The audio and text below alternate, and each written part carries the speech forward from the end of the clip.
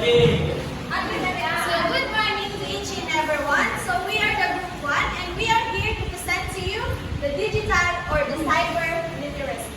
So last time we already discussed what is digital literacy, wherein digital literacy is the skill we need to navigate and use digital technology effectively. So now, to present our presentation, we prepared poem and role playing.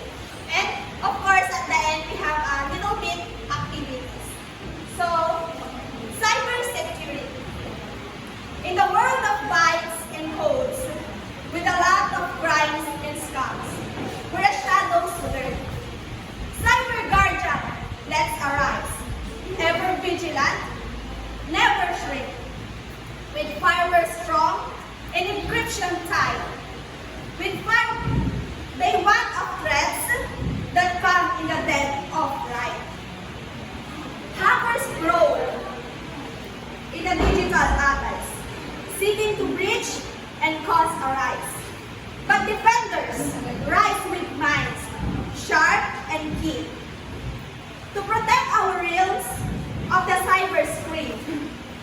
In network bass where data streams flow, they navigate with skill, ready to bestow.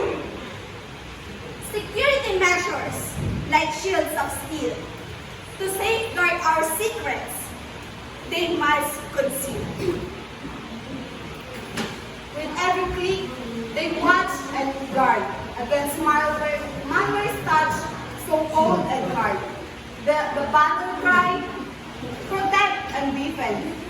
For in the cyber realm, safety is certain.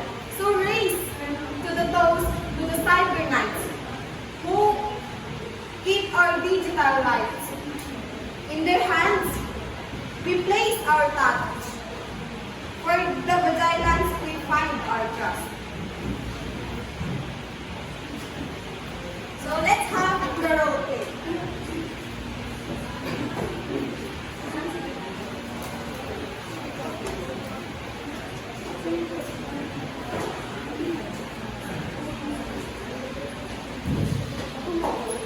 Isang araw, pumasok ang teacher at ang estudyante.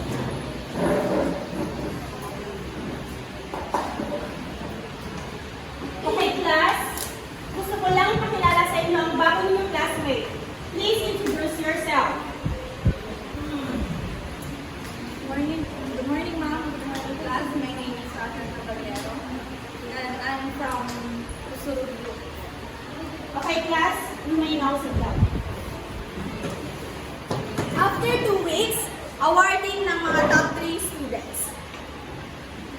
Okay, class.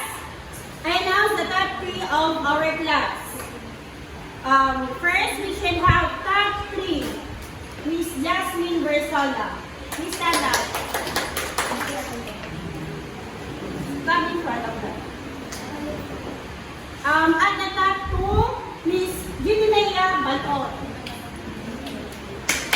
Let's come around the back. And our top 1, Miss Rachel Caballero. Woo!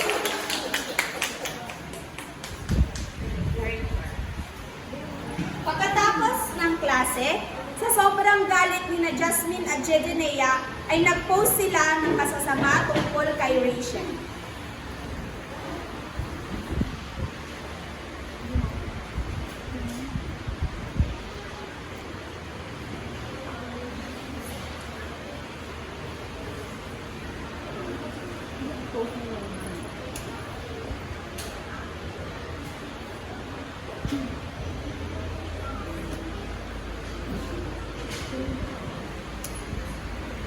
Kinabukasan, nabasa ito ni Rachel kaya malungkot at nasaktan siya.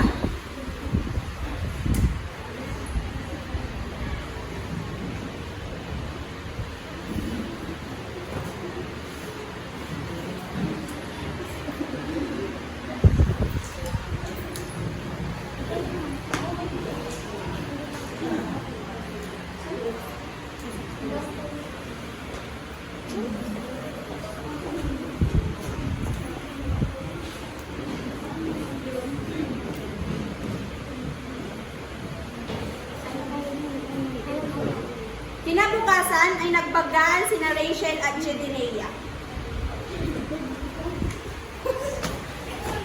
Ano ko yan? Ang tanga-tanga naman. Hindi ka hindi nataalan. Hindi matanggap nila Jasmine at Jedinea ang naging top nila, kaya nagpatuloy ang pamubuli nila hanggang sa tuluyan na nagpakamatay si Rachel dahil sa mga ginawa nila.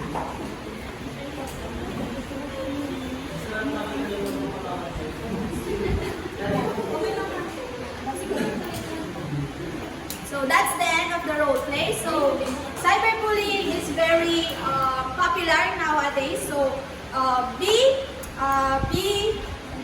aware regarding cyberbullying. So now let's move on to plagiarism.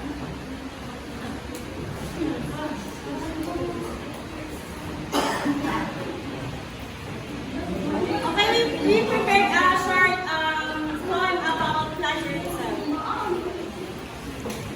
To be started by Miss Margie.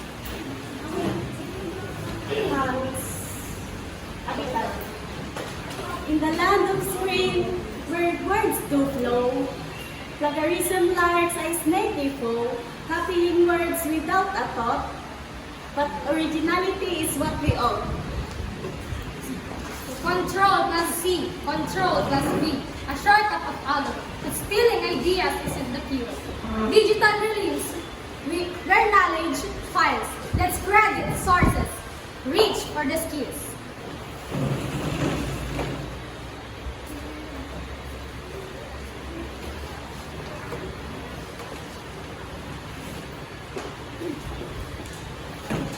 Respect the creators. Let's always show. In digital literacy, it's important to know. Be original. Let your voice shine bright. Plagiarism shows fades in the light.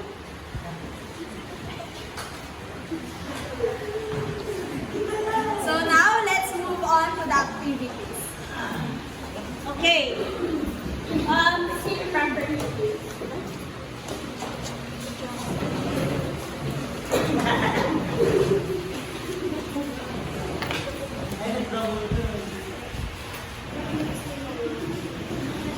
So here we prepare a short activity regarding sa digital and cybersecurity. We call it 4 pigs, 1 word. And I know already that you are familiar with this game. So we flash different pictures, then buhulaan nyo siya. Doon sa mga nabanggit namin, we have the cyberbullying, cybercrime, cybersecurity, plagiarism, and of course, the title itself. Okay, let's divide again. Two groups. Group 1. 2 and 3. 2 and 3.